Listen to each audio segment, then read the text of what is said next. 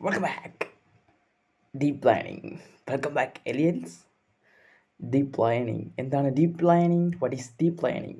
Machine learning is tuning things data into numbers and finding patterns in these numbers. അപ്പം deep learning, machine learning, artificial intelligence, ഞാൻ ഇത് എങ്ങനെയാണെന്ന് വളരെ എളുപ്പമായിട്ട് എന്താണ് മെഷീൻ ലേണിംഗ്, എന്താണ് ഡീറ്റെയിൽഡായിട്ട് എന്താണ് ഡീപ്പ് ലേണിംഗ് എന്ന് പറഞ്ഞുതരാം. നിങ്ങൾക്ക് മനസ്സിലാവുന്ന രീതിയിൽ പറഞ്ഞുതരാം. നമ്മളൊരു എ ഐ മോഡൽ എന്ന് പറഞ്ഞാൽ അതിനകത്ത് മെയിനായിട്ട് വേണ്ടിയുള്ളൊരു കാര്യം ഡേറ്റയാണ്. അത് ഞാനൊരു എക്സാമ്പിൾ വെച്ച് പറഞ്ഞു തന്നാൽ, ഒരു കാറ് നമ്മളതിലുണ്ട്. അതിൽ പെട്രോൾ ഇല്ലാതെ ആ കാർ ഓടുമോ? ഇല്ലേ. കാറെന്ന് പറഞ്ഞാൽ നല്ല കൂടിയ ഒരു കാറായിരിക്കും. ഇപ്പം ടൊയാറ്റോ നിസാൻ പെട്രോൾ ഇല്ലാതെ, അതായത് എണ്ണയില്ലാതെ വണ്ടി ഓടത്തില്ലല്ലോ. എത്ര കൂടിയ മോഡലാണെങ്കിലും ഡേറ്റ ഇല്ലാതെ ഓടത്തില്ല. ഡേറ്റ എന്ന് പറഞ്ഞാൽ അതിനകത്തുള്ള പെട്രോളാണ്. അതില്ലാതെ ഒരു വണ്ടിയും ഓടത്തില്ല. അതാണ് അതിനകത്ത് മെയിനായിട്ട് വരുന്നത്. അതിന് പെട്രോൾ വേണം. അതുപോലെ ഗ്യാസ്, അതായത് ഡേറ്റ ഇല്ലാതെ ഒരു മെഷീൻ, ഒരു മോഡലും വർക്ക് ചെയ്യത്തില്ല.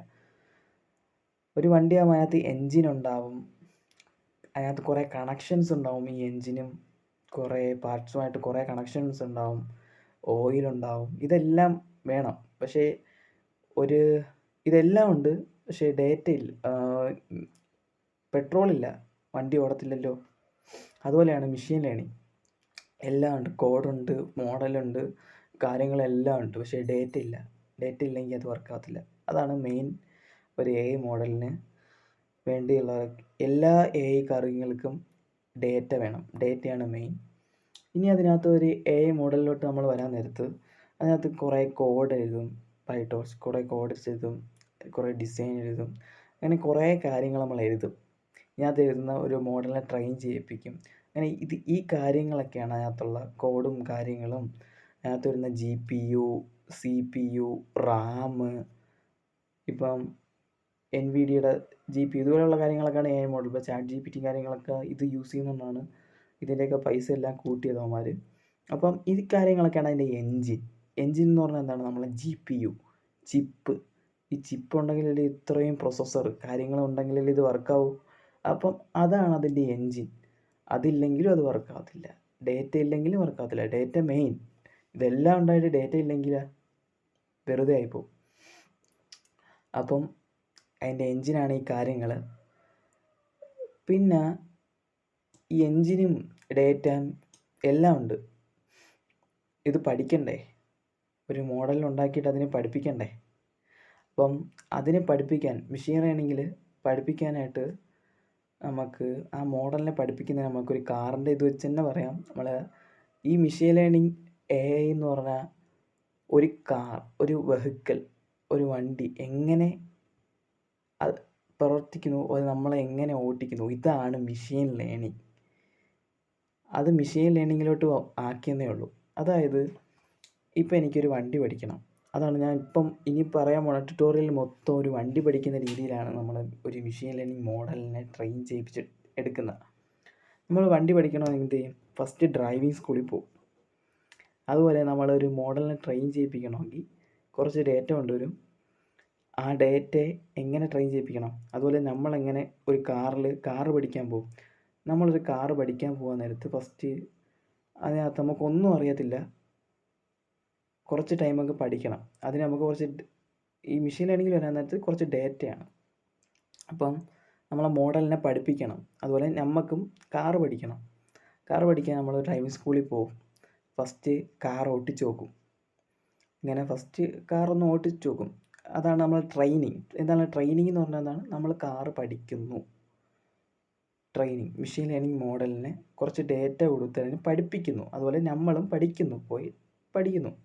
ഇതാണ് ട്രെയിനിങ് എന്ന് പറഞ്ഞാൽ.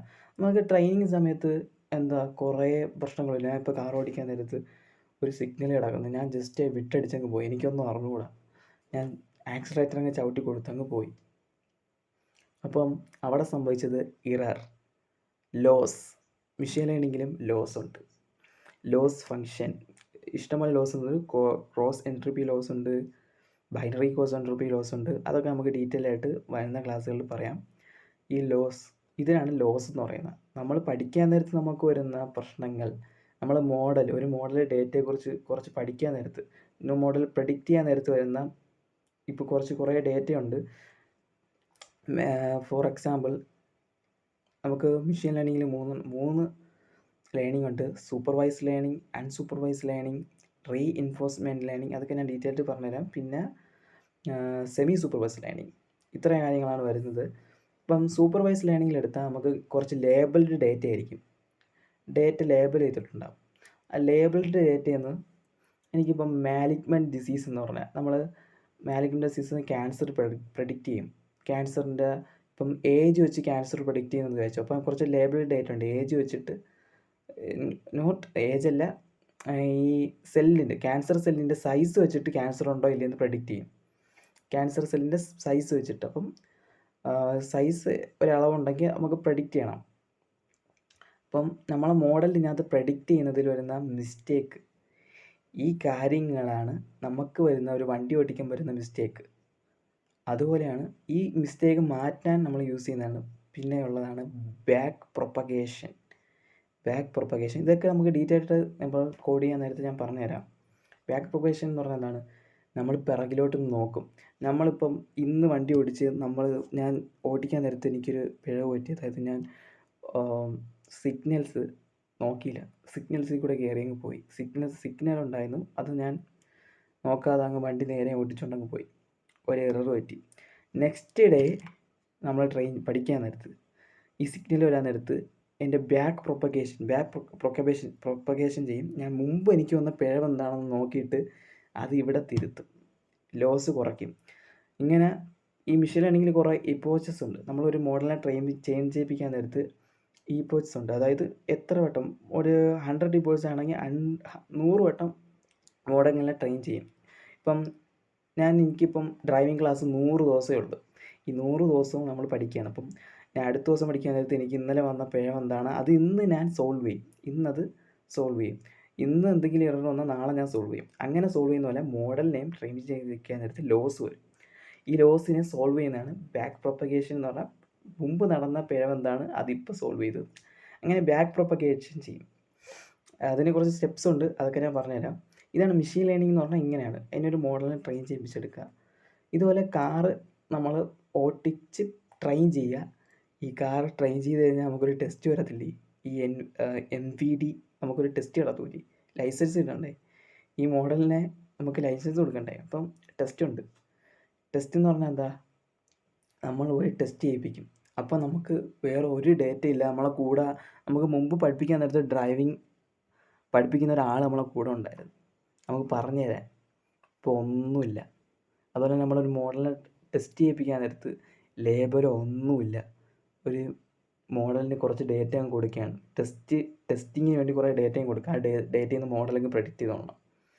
അങ്ങനെ ഡേറ്റ കൊടുത്ത് ട്രെയിൻ ചെയ്യുന്ന ശേഷം ടെസ്റ്റ് ചെയ്യേണ്ടത്. അതുപോലെ നമുക്കും ടെസ്റ്റ് ഉണ്ടല്ലോ, അതുപോലെയാണ് മെഷീൻ ലേണിംഗ് മോഡലിനെ ടെസ്റ്റ് ചെയ്യിപ്പിക്കുന്നത്. അപ്പം അങ്ങനെ ഒരു മോഡലിനെ ടെസ്റ്റ് ചെയ്യിപ്പിക്കുന്നതാണ് ഈ ഒരു കാര്യത്തിൽ പറയുന്നത്. ഒരു മോഡലിനെ നമുക്ക് ടെസ്റ്റ് ചെയ്യിപ്പിക്കണം. നമ്മളൊരു കാറ് പഠിക്കുന്നത് പോലെ, ഒരു കാർ ഉണ്ടാക്കിയെടുക്കുന്നത് പോലെയാണ് ഒരു മെഷീൻ ലേണിംഗ് മോഡലിനെ ട്രെയിൻ ചെയ്യിപ്പിച്ച് അതിനെ ഡെവലപ്പ് ചെയ്തെടുക്കുന്ന ഒരു കാർ. ഒരു നോർമൽ ചെറിയൊരു കാറ് നമ്മൾ ഉണ്ടാക്കിയെടുക്കുന്ന പോലെയാണ് ഇതിൻ്റെ ഒരു എക്സ്പ്ലനേഷൻ വരുന്നത്. അത് മനസ്സിലായെന്ന് വിചാരിക്കുന്നു. ഇനി അടുത്ത വീഡിയോയിൽ നമുക്ക് എന്താണ് supervise learning, unsupervise learning, reinforcement learning, അതുള്ള കാര്യങ്ങൾ പറയാം. I see you in the next video.